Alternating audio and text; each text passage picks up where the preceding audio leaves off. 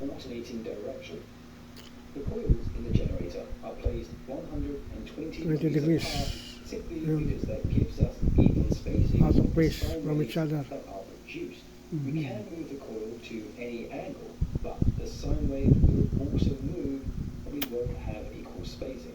By the way, you can download my Excel sheet and see how the angle changes, as well as the instantaneous phase voltages.